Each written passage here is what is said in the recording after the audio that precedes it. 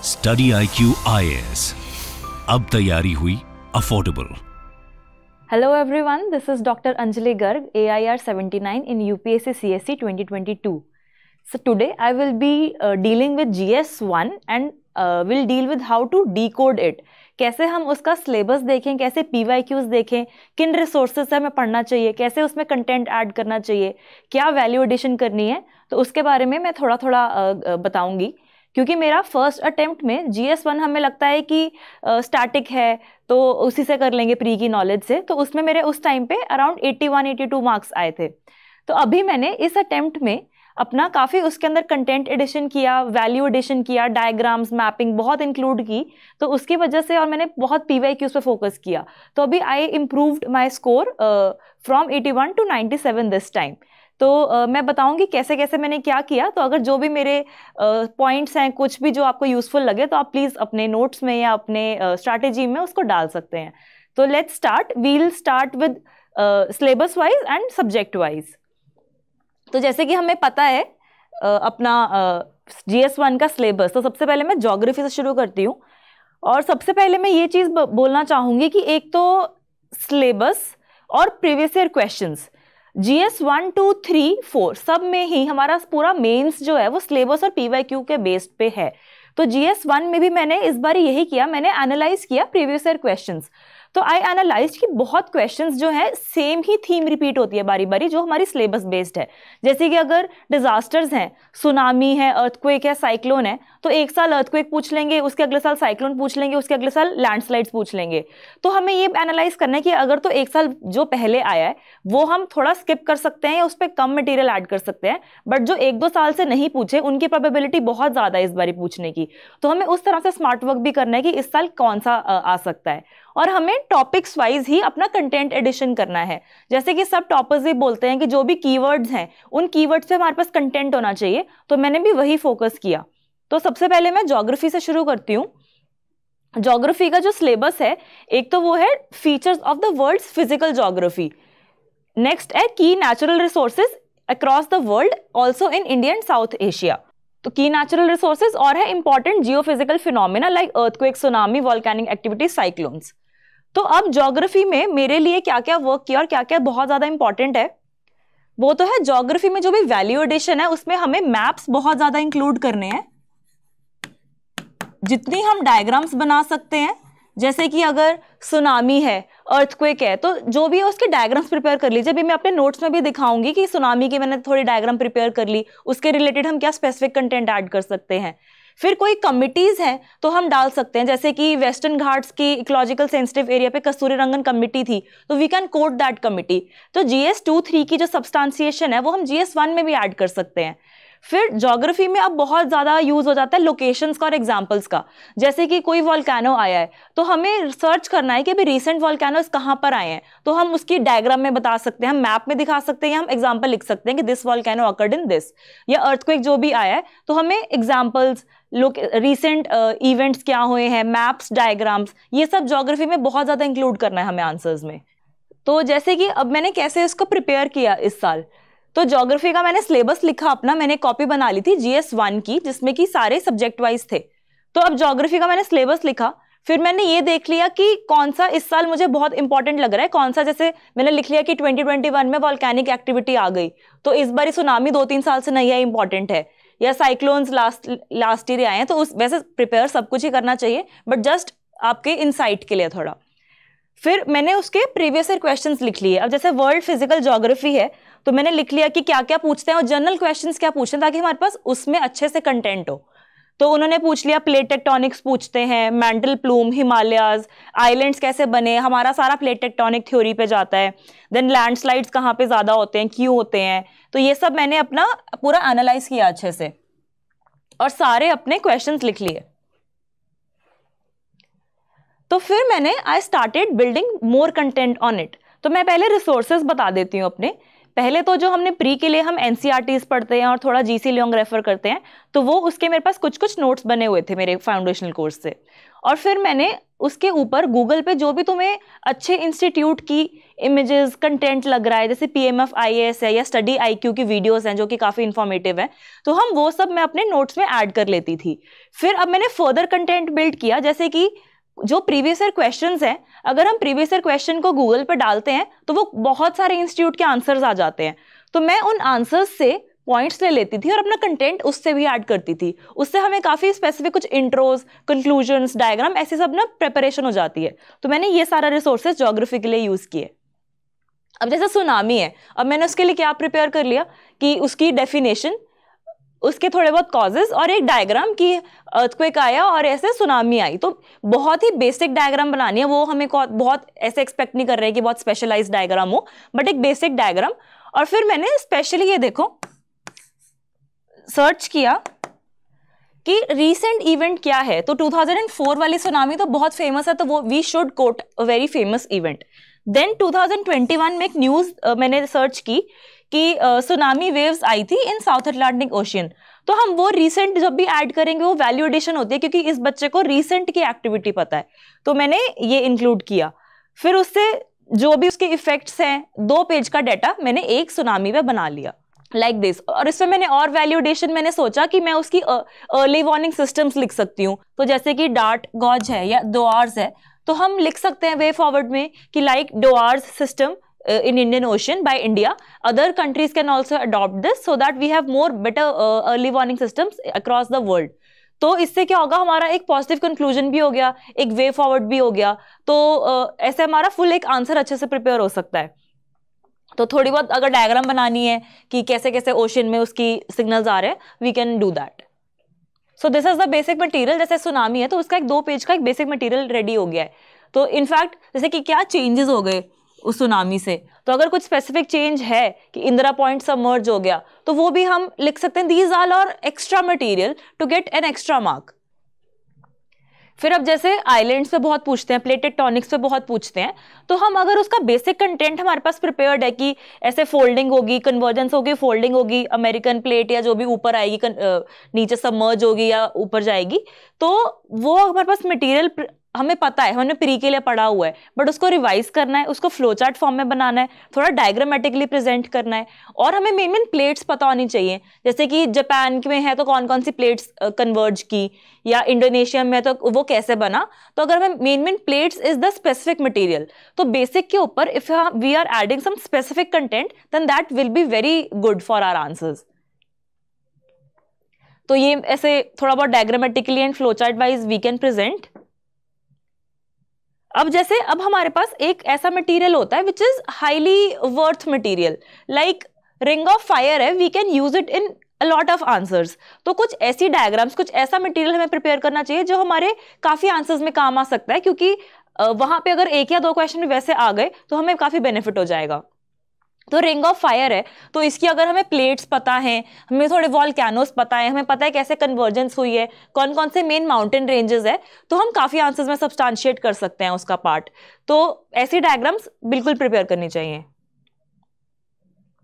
फिर अब ये देखिए, जो मेरा ये कंटेंट है ये सारा प्रीवियस ईयर क्वेश्चंस बेस्ड है।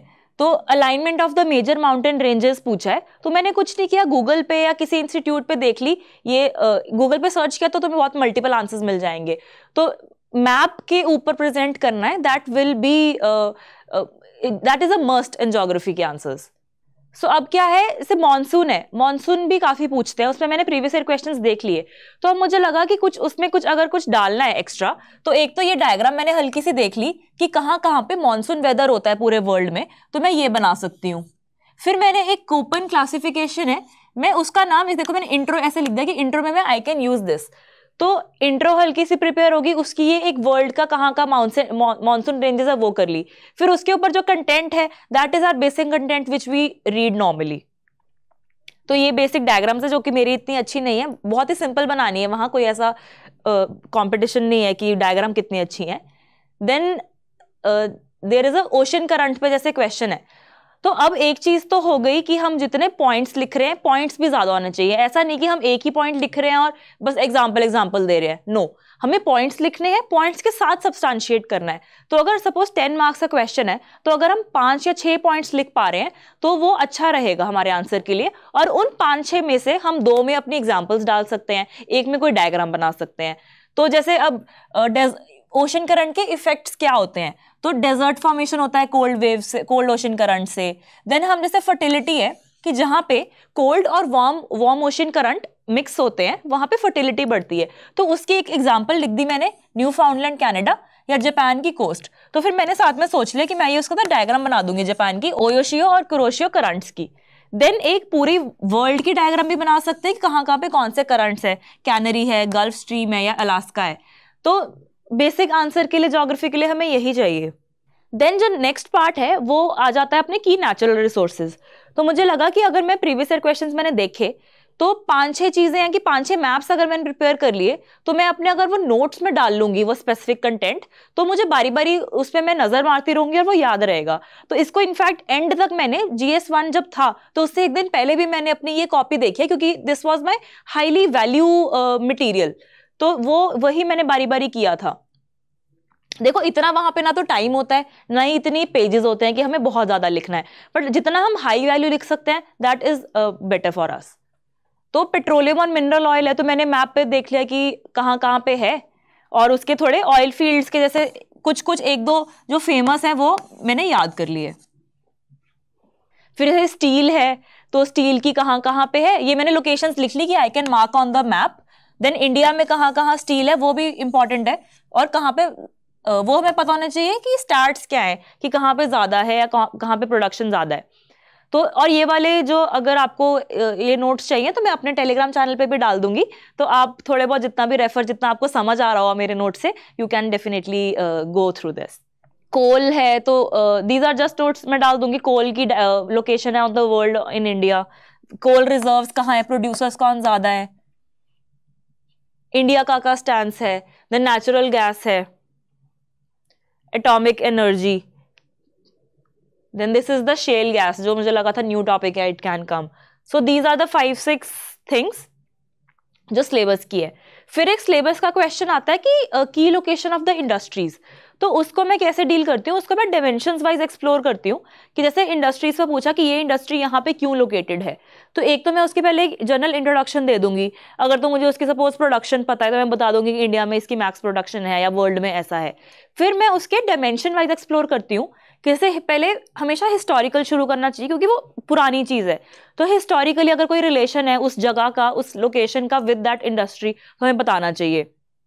कि सपोज वीट और राइस का पूछा है तो हम हिस्टोरिकल दे देंगे, ग्रीन रेवोल्यूशन की वजह से पंजाब हरियाणा में स्टार्ट हुई थी production.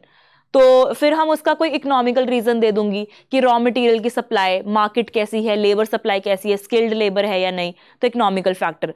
Then geographical is very important. Geographical में हम लिखेंगे उसकी क्लाइमेटिक कंडीशंस ऐसी है, डेंस पॉपुलेशन नॉर्थ में है, वहाँ ये सॉइल है, लूवियल सॉइल है, तो this plant is very good for that. Then comes government support लिख सकते हैं कि गवर्नमेंट सपोर्ट यहाँ पे हम कोई सब्सिडी या हम कोई स्कीम बता सकते हैं। For example mega food park है फजल का लुधियाना में है, तो फूड प्रोडक्शन हुई, वहां मेगा फूड पार्क भी बन गया, so that becomes a chain. तो ऐसे ऐसे हम उसको जितने डायमेंशंस में एक्सप्लोर कर सकें वी शुड डू दैट। तो वैसा मैं टैकल करती हूँ। तो हमने क्या किया, डायमेंशन में एक्सप्लोर किया बट साथ साथ स्पेसिफिक एग्जाम्पल भी लिखी कि देखो यहाँ पर है ये मेगा फूड पार्क है, यहाँ पे ये एग्जाम्पल है, और मैप बना दीजिए। मैप में हम उसको पूरा प्रेजेंट कर सकते हैं कि इस लोकेशन में ये चीज है। तो हमारा इंडस्ट्रीज वाला क्वेश्चन ऐसे टैकल हो सकता है।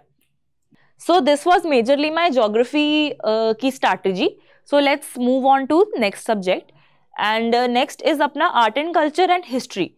तो यूजुअली साइंस बैकग्राउंड स्टूडेंट्स को या थोड़ा हमें हिस्ट्री और आर्ट एंड कल्चर इन सबसे थोड़ा डर लगता है, तो मैंने प्री के लिए काफ़ी पढ़ा था इस बारी, तो वो भी नॉलेज हमारे काम आती है बहुत ज़्यादा। और मेरा इस बारी आर्ट एंड कल्चर में इंटरेस्ट पड़ गया था डायनेस्टीज़ में कि चोलाज क्या करते हैं, गुप्ताज ने क्या किया, विजयनगर ने क्या किया, तो उसकी भी बड़ी अच्छी टेक्निक है आर्ट एंड कल्चर टैकल करने के लिए अपने GS1 में।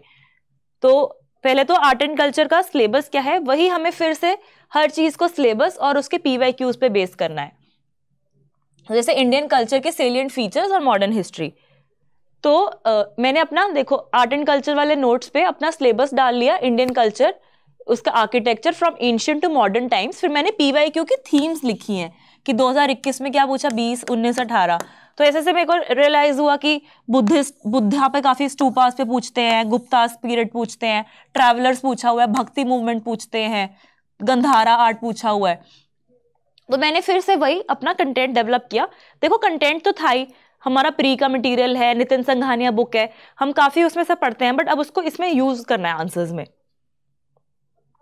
तो डायग्राम्स बहुत ज्यादा इंपॉर्टेंट है आर्ट एंड कल्चर में। हम जितनी पिलर्स की डायग्राम, टेम्पल्स की डायग्राम, स्टूपा की डायग्राम्स, कोई स्कल्पचर बना सकें, तो ये सब है। जैसे नगरा स्टाइल, द्रविड़ स्टाइल का टेम्पल बेसिक डायग्राम प्रिपेयर किए हैं, हमें सबको पता है। फिर अब इसमें मैंने क्या किया, मैंने भी टॉपर वीडियो से ही देखा था ये, कि जैसे कोई भी किंगडम है, कोई भी डायनेस्टी के बारे में लिखना है तो हम 3 पार्ट्स में डिवाइड कर सकते हैं। एक तो उसका विजुअल आर्ट, विजुअल आर्ट में क्या आ जाएगा, उसका आर्किटेक्चर, स्कल्पचर्स, पेंटिंग्स, कोई न्यू सिटी बिल्ड हुई है, कोई बिल्डिंग्स, इरिगेशन टैंक्स, तो visual art. Number 2 is the literary art, कि उस पीरियड में कौन सी बुक्स लिखी गई या कौन सा लिटरेचर वहां पे पब्लिश हुआ।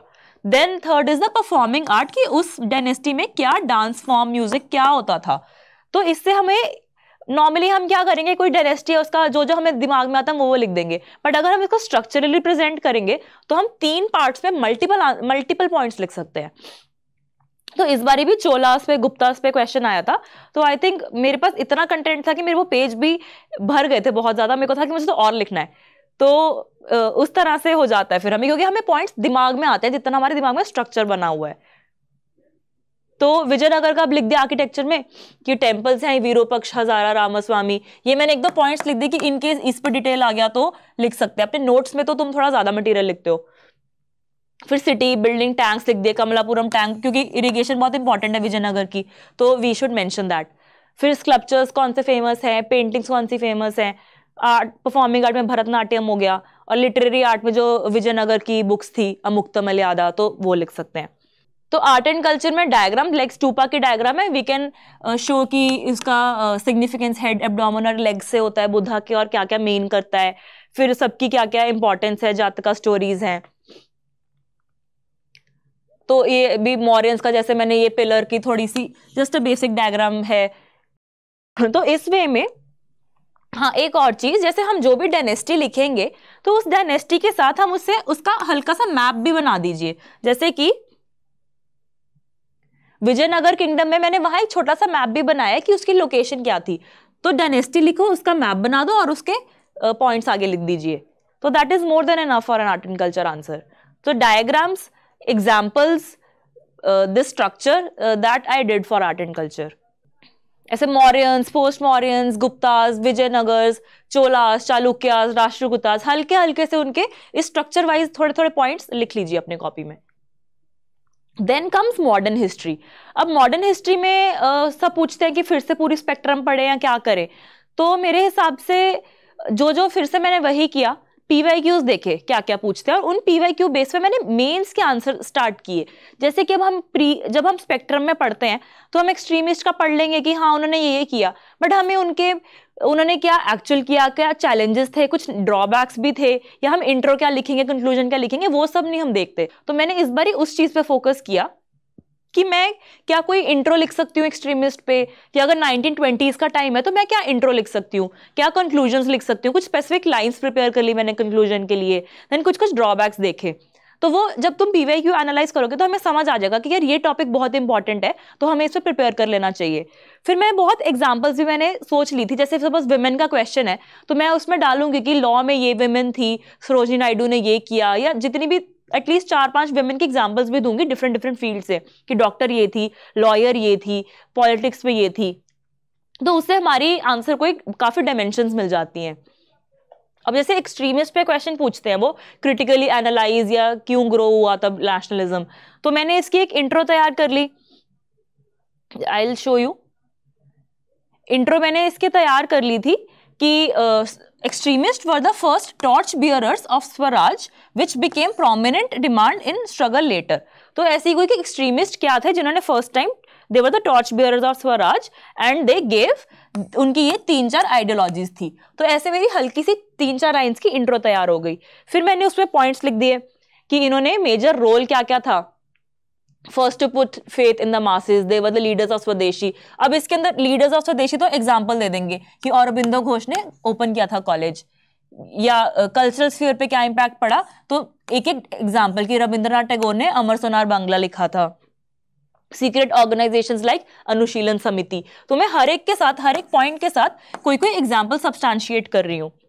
देन कुछ पॉपुलर अटैक्स हुए तो असैसिनेशन ऑफ कर्जन विली, तो ऐसे ऐसे हल्की सी example. Whatever the international centres भी तब खुले, इंडिया हाउस, तो ये करना है।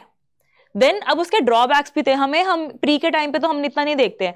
ड्रॉबैक्स क्या थे कि एक तो सस्टेन नहीं हो पाई कोई लीडरशिप, सूरत स्प्लिट हो गया, वायलेंस थी, कम्युनलिज्म भी स्प्रेड हुई, तो ये हमारे ड्रॉबैक्स हो गए। बट फिर भी हमें कंक्लूजन ऑब्वियसली पॉजिटिव लिखना है, तो हम यही, मैंने क्या लिख दिया कि despite the shortcomings the contribution of extremist is monumental, even Gandhi ji and Jawaharlal Nehru acknowledge their sacrifice and valour. तो this is my full answer with intro, with specific content with examples, then some drawbacks if asked, and then a positive conclusion. History में हमेशा हमें ये लिखना है कि this was a very significant move for the future independence movement, or this led to inclusion of masses in this struggle and all the voices were heard. ऐसा सा कुछ अच्छा सा पॉजिटिव कि ये मूवमेंट ने बहुत इम्पैक्ट डाला, हाँ चाहे इतना नहीं हुआ बट फिर भी इसने एक स्टार्ट कर दिया। लाइक 1857 रिवोल्ट है कि how ever it was limited in the geographical location and was leaderless या कम leadership, वो drawbacks थे, but it had a huge impact and it was the beginning of the Indian freedom struggle. तो एक positive note पे we have to end the answer. So अब जैसे गांधी जी का है, गांधी जी पे मैंने एनालाइज किया, काफी क्वेश्चंस पूछते हैं, एक क्वेश्चन तो उन पे आना ही आना है, तो हम गांधी जी का प्रिपेयर किया। मैंने एक इंट्रो प्रिपेयर कर ली कि 1920 पे जो भी क्वेश्चन आएगा मैं लिख दूंगी कि 20s of the last century were the watershed moment for Indian national movement। तो एक ये इंट्रो हल्की सी तैयार हो गई, तो और ये एक बार ही करना है बस, तो हमें बार बस ध्यान रहेगा कि यार एक एक इंट्रो हमें ये लिखनी है। फिर उसमें क्या क्या हुआ पीरियड में लिख लिया मैंने, कौन कौन सी वॉइसेस आई, स्ट्रेंथन कौन कौन सी है, तो उसमें तो हम एग्जांपल लिख सकते हैं कि विमेन में लाइक क्विट इंडिया मूवमेंट में अरुणा असफ अली, उषा मेहता ने किया, पीजेंट्स मूवमेंट कौन सी हुई, अनटचेबल लीग कौन सी बनी, और ऐसे ही फिर एग्जांपल्स कर दी कि चाहे ऐसे जो भी डिफरेंसेस आए बट ओवरऑल डाइवर्सिफाई हुआ, यूनिफाई हुआ, ऑल्टरनेट पर्सपेक्टिव मिले और all the unheard voices were heard. तो ऐसे ऐसे करके कुछ कुछ स्ट्रक्चर अगर हम बनाएंगे तो हमारे जीएस के आंसर्स में बहुत ज्यादा बेनिफिट होता है। ये जैसे मैटर है मेरा महात्मा गांधी के सिंबल्स, तो ये मैंने मॉक टेस्ट में कोई आंसर किया होगा और उससे मैंने इसमें ऐड कर लिया, तो ऐसे ऐसे हम अपने नोट्स में ही मैंने कुछ कुछ अपने मॉक टेस्ट से भी जो उनका मटेरियल होता है वो ऐड कर लेती थी। सो दिस इज विमेन पे क्वेश्चन है, तो विमेन ने कौन कौन सी मूवमेंट्स में क्या किया, स्वदेशी में, एनसीएम में, तो उसके थोड़े थोड़े एग्जांपल्स भी साथ में। जैसे आई वाज टेलिंग कि पॉलिटिकल में सरोजनी नायडू लिख दूंगी, only women the panel of chairman Durgabai Deshmukh, या first Indian queen to fight British Rani Nachiyar, तो ऐसे ऐसे वी कैन गिव एग्जांपल्स। अब हाँ, इसके अंदर अब कोई क्वेश्चन अगर डाटा वाला है तो हम वो भी मोस्ट वेलकम होता है, like decline of traditional industries in India, तो ये अपना वो चैप्टर है ना इकोनॉमिक डिक्लाइन इन इंडिया, तो इंट्रो में मैंने क्या कर दिया कि अकॉर्डिंग टू हिस्टोरियंस बिगनिंग में इंडिया का 23% वर्ल्ड शेयर था बट जो कि 3% रह गया, और इसको we can show on a graph. तो ये इंट्रो हो गई। फिर उसके जब मैंने पॉइंट्स लिखे, पॉइंट्स में लाइक कुछ कुछ कीवर्ड्स हैं, ट्रिपल बर्डन है, रूरलाइजेशन है, डी इंडस्ट्रियलाइजेशन है, वो मैंने हाईलाइट किए हुए हैं अपने नोट्स में। और कंक्लूजन क्या किया मैंने, लिख दिया, सब बता दिया कि हमने ये हुआ, इंडिया को ये लॉस हुआ, ये ऐसा हुआ। कंक्लूजन में लिख दिया 10 in a short span of time, इतने ईयर्स में entire rural economy which was self sufficient was completely crippled। तो हल्का सा तो स्पेसिफिक कंटेंट हो गया, तो उससे क्या होता है, एक तो क्योंकि time management is the main thing in answers, तो अगर हमारे पास हल्के हल्के कंटेंट प्रिपेयर्ड है तो हमें बहुत फटाफट लिखा जाता है and we can very well manage the time. And this all specific content preparation is difficult in the first attempt, तो अगर हम जो फर्स्ट अटेम्प्ट है वो ऐसा सा काम अगर अपने प्री से पहले कर लें तो बहुत अच्छा है, बट मेंस के टाइम पे जितना मैक्सिमम पॉसिबल है उतना कर लेना चाहिए। सो फिर एक सब्जेक्ट आ जाता है पोस्ट इंडिपेंडेंस इंडिया और वर्ल्ड हिस्ट्री, तो वो काफी लोग उसको इग्नोर करते हैं क्योंकि एक या दो क्वेश्चंस आते हैं और इस बारी भी नहीं आए थे, but since it was my second attempt तो मुझे था कि मैं इस बारी कुछ भी मिस नहीं करके जाऊंगी, और I was scared for GS1 क्योंकि मेरे लास्ट टाइम उसमें कम थे। तो मैंने पोस्ट इंडिपेंडेंस इंडिया भी थोड़े थोड़े अपने कोई जैसे किसी टेलीग्राम चैनल पे किसी टॉपर के नोट से देख लिए थे, या फिर गूगल पे सर्च करके किसी इंस्टीट्यूट के नोट्स पढ़ लिए थे, और वही प्रीवियस ईयर क्वेश्चन बेस्ड मैंने 5-6 क्वेश्चंस प्रिपेयर कर लिए थे कि जो मेजर मुझे लग रहा था कि लिंग्विस्टिक रीऑर्गेनाइजेशन में पूछ लेते हैं, या वो स्टेट्स को कैसे गैदर किया वल्लभ भाई पटेल ने, वो स्टेट इंटीग्रेशन पे पूछ लेते हैं, प्रिंसली स्टेट्स पे। तो वो मैंने मेजर 4-5 क्वेश्चन प्रिपेयर कर लिए थे। और उसके बाद जो वर्ल्ड हिस्ट्री है, उसमें जो स्पेसिफिक टॉपिक्स हैं लाइक सोशलिज्म है, कम्युनिज्म है, उनका एक एक पेज रेडी कर लिया था, और थोड़ा थोड़ा अमेरिकन रेवोल्यूशन, फ्रेंच रेवोल्यूशन जो टॉपिक्स है उन पर थोड़ा थोड़ा कंटेंट देख लिया था मैंने। प्रैक्टिस नहीं की थी उसकी मैंने, कुछ खास कुछ सोचा नहीं था कि इंट्रो वगैरह कुछ नहीं, बस कि हल्का सा उसके बारे में मुझे पता है कि what are the causes of French revolution, क्या हुआ उससे, तो ताकि अगर आ गया तो तुम सेफर साइड पे हो, at least you are writing something.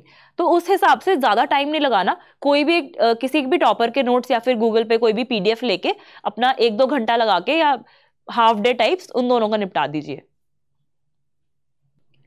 So the next subject of us is the society. अब जो सोसाइटी है इसके अंदर भी सेम चीज है। सोसाइटी थोड़ी सी, अब मैं उनमें से सेम चीज क्या है कि हमें फिर से वही सिलेबस देखना है, अच्छे से सिलेबस का कंटेंट ऐड करना है, और हमें प्रीवियस ईयर क्वेश्चंस देखने हैं। सोसाइटी में भी कुछ कुछ क्वेश्चंस ऐसे हैं जो कि बारी बारी रिपीट होते हैं, जैसे कि ग्लोबलाइजेशन है, उसमें वही होमोजेनाइजेशन, ग्लोकलाइजेशन, क्या ग्लोबलाइजेशन हो रही है, वो उनकी मल्टीपल एग्जाम्पल बारी बारी काम आती हैं। अर्बनाइजेशन है, अर्बनाइजेशन के वही फैक्ट्स, डेटा हमें बारी बारी कोट करने पड़ते हैं। विमेन के क्वेश्चंस है, तो these are all very repeated topics, तो हमें उस पर अच्छे से हमें कंटेंट बिल्ड करना चाहिए। बाकी सोसाइटी थोड़ी सी टफ भी होती है, तो अपने अच्छे से उस पर नोट्स बिल्ड करने चाहिए। तो मैंने कहाँ से किया, मेरे जो एक तो मेरे पास फाउंडेशनल नोट्स थे वो किया, और वही कंटेंट को मैंने फिर से प्रीवियस ईयर क्वेश्चन जो थे, प्रीवियस ईयर क्वेश्चन मैं नेट पे लिख देती थी, और वो जिस भी इंस्टीट्यूट की मुझे लगता था कि ये अच्छा लग रहा है मुझे आंसर, तो मैं उससे अपना कंटेंट ऐड करती थी। तो अब जैसे आ गया अपना salient features of the society, diversity, role of women, poverty and issues and social empowerment. तो मैं अभी और हल्का सा I will give you examples कि मैंने कैसे नोट्स प्रिपेयर किए थे।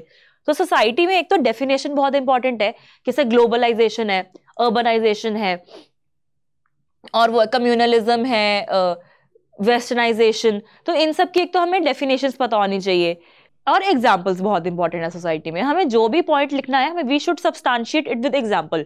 सोसाइटी में मल्टीपल एग्जाम्पल्स काम आते हैं, क्योंकि और कुछ हम इसमें डायग्राम नहीं बना सकते हैं, कोई मैप 1-2 में कुछ बना सकते हैं, तो एग्जाम्पल्स बहुत काम आती हैं। और हल्का हल्का से जैसे मैंने इंट्रो में मेरा मोस्टली होता था, इंट्रो में देती थी उसकी डेफिनेशन, ग्लोबलाइजेशन है तो मैं उसकी डेफिनेशन कर लूंगी, बट डेफिनेशन प्रिपेयर कर लेना कि कौन सी थोड़ी अच्छी लग रही है लिखने में। देन कंक्लूजन कुछ कुछ प्रिपेयर करती थी। तो अब जैसे क्वेश्चन है, ये प्रीवियस ईयर क्वेश्चन है कि impact of globalisation on Indian culture can be seen through the perspective of homogenisation, glocalisation and revivalism, explain with examples. तो फिर मैंने अब इसमें 3 पार्ट्स पूछे हैं, तो तीनों पार्ट्स की मैंने मल्टीपल एग्जांपल्स प्रिपेयर कर रखी है। तो पहले तो ग्लोबलाइजेशन की डेफिनेशन, फिर उसके बाद उसका इम्पैक्ट।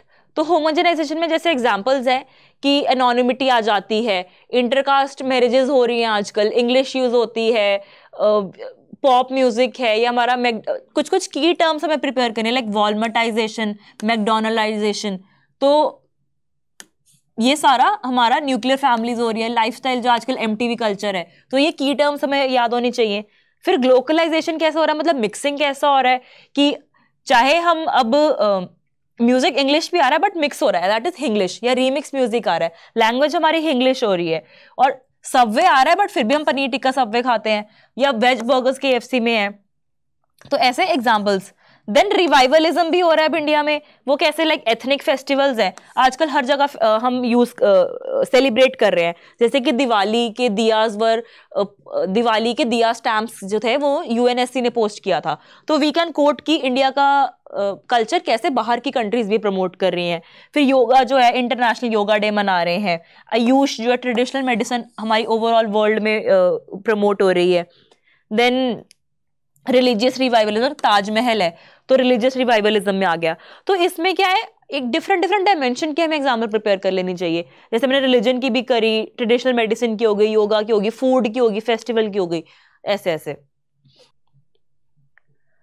तो यही ग्लोबलाइजेशन की डेफिनेशन, और उसकी फिर मैंने कंक्लूजन में क्या किया था कि globalization has acted as a unifying force but monitored access would help in India preserving its multilingual, multi religion, multicaste society. तो ऐसे कुछ भी जो आपको थोड़ा पॉजिटिव लग रहा है किसी भी आंसर से, यू कैन कॉपी पेस्ट और थोड़ा देख लो, या खुद से कुछ बनाना है तो आप खुद से बना सकते हो।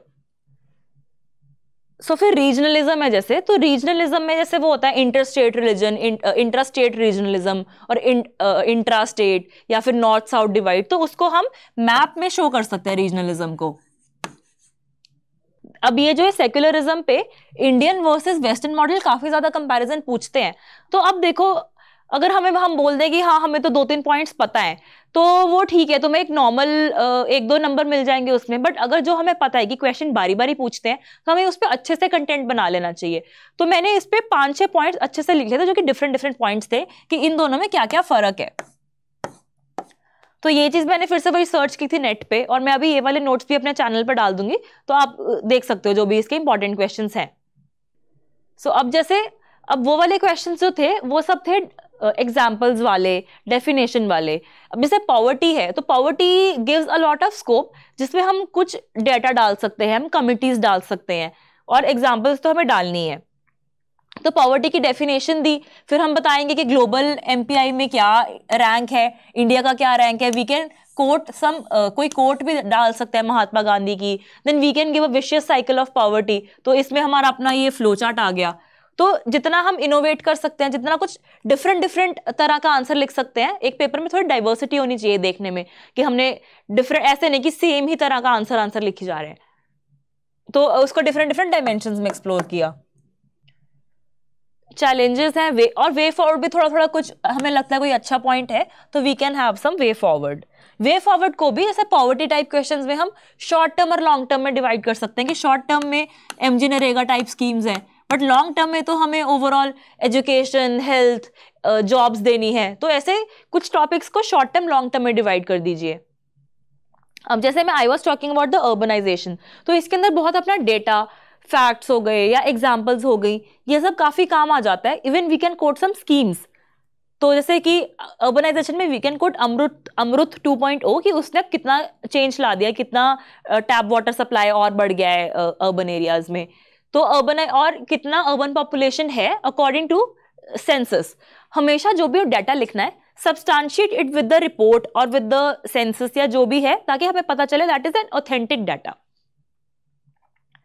तो 31.6 अर्बन पॉपुलेशन है, बट वर्ल्ड बैंक के अकॉर्डिंग मोर देन 50% जो है वो अर्बन में रह रहे हैं, तो ये भी हम कोट कर सकते हैं। फिर अमृत 2 का हम कोई डेटा डाल सकते हैं कि इतना वेस्ट जो भी है, इतना सीवेज ट्रीटमेंट हो रहा है। देन डेफिनेशन अर्बनाइजेशन की लिख दी। यूएन हैबिटेट ने क्या बोला हम वो बता सकते हैं, we can quote like UN habitat urbanization में। फिर कुछ बेस्ट प्रैक्टिसेस, अब बेस्ट प्रैक्टिसेस अपनी ज्यादातर काम आती हैं GS3 में, क्योंकि उसमें डिजास्टर मैनेजमेंट है और एनवायरनमेंट है। बट अब अर्बनाइजेशन में भी कि ये उड़ीसा में जग्गा मिशन है, अर्बन फॉरेस्ट्री के लिए मियावाकी मेथड है, तो we can quote some best practices even in these answers. Chandigarh में स्मार्ट ट्रैफिक लाइटिंग है, तो ऐसा सा हम डाल सकते हैं। फिर अर्बन फ्लडिंग है, तो अर्बन फ्लडिंग के हमें एग्जाम्पल पता होना चाहिए कि रिसेंटली मौसिन राम में हुई थी, ये आई फ्लो है एग्जाम्पल। स्पॉन सिटी कंसेप्ट आ रहा है हैदराबाद में, चाइना में। तो कुछ बेस्ट प्रैक्टिसेस, क्या रिसेंट चल रहा है, हम वो वाली चीज जितनी ज्यादा डालेंगे that will be adding to your value to the answers. And this is some of the data. अब सोसाइटी में डेटा बहुत काम आता है, तो मैंने कहा से, ये मेरा जो मेंस 365 होती है, तो मैंने उसमें से काफी डेटा सोशल इश्यूज वाली से निकाला था, और उसको ऐसी जो भी चीजें हल्का हल्का ग्राफ फॉर्म में हम प्रेजेंट कर दें तो वो देखने में, व्यू करने में अच्छा लगता है। तो कितना लैंड है, कुछ SDGs डाल सकते हैं हम अपने आंसर्स में, कंक्लूजन्स में। सेंसस का डाटा है, TFR है, TFR जैसे अब अपना कम हो रहा है, तो ये मैंने ग्राफ के में लिख दिया कि NFHS 2, 3, 4, 5 में ऐसा है, कौन सी स्टेट्स में क्या हुआ। तो ये सारा डाटा है, you can go through this data on my Telegram channel. Then कितना stunting, wasting, female sterility, contraception, ये सारा डाटा जो है अपना पॉपुलेशन एंड रिलेटेड इश्यूज में काफी काम आ जाता है। या रिसेंट स्कीम्स चल रही हैं, we can quote that in our answers. Then this is the data on education. So I think GS1 में ये मेजर टॉपिक्स है. तो I will just give a summary कि सबसे पहले हमने ज्योग्राफी की बात की, तो उसमें हम जितना diagrams, mapping, recent examples, recent locations क्या क्या न्यूज़ में है वो सब हमें बताओ, तो वो सब हम सब्सटैंशिएट करेंगे तो हमारे आंसर्स मच बेटर आएंगे. देन उसमें नंबर 2 अपना आ जाता है आर्ट एंड कल्चर और मॉडर्न हिस्ट्री. तो आर्ट एंड कल्चर में भी अगर हम उसको स्ट्रक्चरली रिप्रेजेंट करेंगे, विजुअल आर्ट, लिटरेरी आर्ट, अपना परफॉर्मिंग आर्ट, देन डायग्राम साथ साथ डालेंगे और एग्जाम्पल्स डालेंगे, कुछ मैप बना सकते हैं, तो वो हमें फायदा होगा. देन हिस्ट्री में एक तो मैंने इंट्रो कंक्लूजन्स का बताया आपको कंसेप्ट, फिर की वही साथ साथ में एग्जाम्पल्स देनी है. और उसमें एक और चीज थी कि टाइमलाइन अप्रोच लिख सकते हैं. जैसे कि ऐसे अपने आंसर में इंट्रो लिखी, जो भी क्वेश्चन पूछा है, बाई चांस का क्वेश्चन होता है कि वो बताओ अपनी जो नेशनलिस्ट मूवमेंट्स थी, जो अटैक्स हुए थे, तो उसमें हम लिख देंगे कि हाँ 1905 में ये हुआ, ये रॉबरी हुई, ये 1909 में क्या हुआ, विली अटैक हुआ, या 1912 में क्या हुआ. तो ये हम टाइमलाइन अप्रोच में लिख सकते हैं, उससे हमारी स्पेस भी अच्छे से यूज होगी, और फिर हम पॉइंट्स में लिख सकते हैं कि ये हुआ, ये हुआ और ये हुआ. तो ये मैंने एक आंसर में अप्लाई किया था अपना एक हिस्ट्री के आंसर में. तो this was about history. Then post independence India और वर्ल्ड हिस्ट्री के लिए हम थोड़ा सा मैटर जरूर हल्का सा जो भी सिलेबस है उस पर फोकस करके कर सकते हैं. And then comes the society, जिसमें कि हमें डेफिनेशंस प्रिपेयर करनी है, मल्टीपल एग्जाम्पल्स प्रिपेयर करनी है, प्रीवियस ईयर क्वेश्चंस पे हमारा अच्छा होल्ड होना चाहिए.